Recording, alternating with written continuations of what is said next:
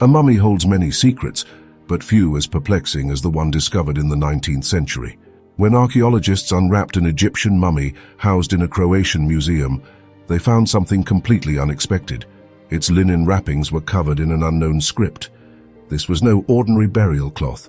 It was a manuscript, written in a lost language, and it remains largely unreadable to this day.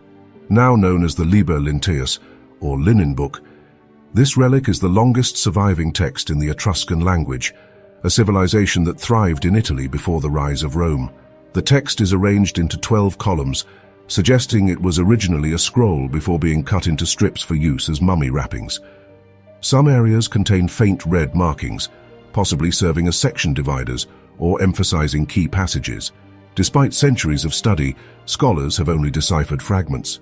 The Etruscan language remains one of history's great linguistic puzzles.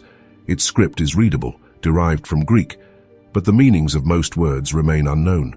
With fewer than 1,000 known Etruscan inscriptions, mostly short phrases on tombstones and pottery, full translation remains nearly impossible. The mystery deepens with the journey of the manuscript itself. The mummy was brought to Croatia in the 1840s by a nobleman who had purchased it in Alexandria, Egypt. Only decades later did researchers realize that the linen bore writing, revealing its origins as a document from a completely different civilization. How did an Etruscan manuscript end up in an Egyptian burial? Some believe the linen was repurposed simply as a burial wrapping, a common practice when materials were scarce. Others suggest it may have been part of a funerary text, which would make its presence in a tomb less surprising. However, there is no conclusive proof of its original purpose.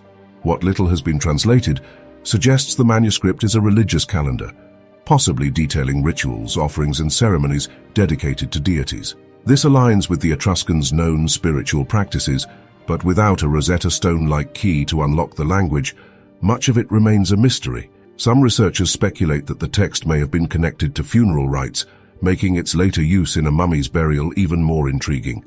One theory suggests that the text was sold for its fabric, its writing ignored by those who repurposed it. Another possibility is that it was brought to Egypt by an Etruscan traveler, though no direct evidence supports this. Efforts to unravel the Liber Linteus continue, but with so few linguistic clues, progress is slow. It remains a rare and fragile link to a lost civilization, one whose words may never be fully understood.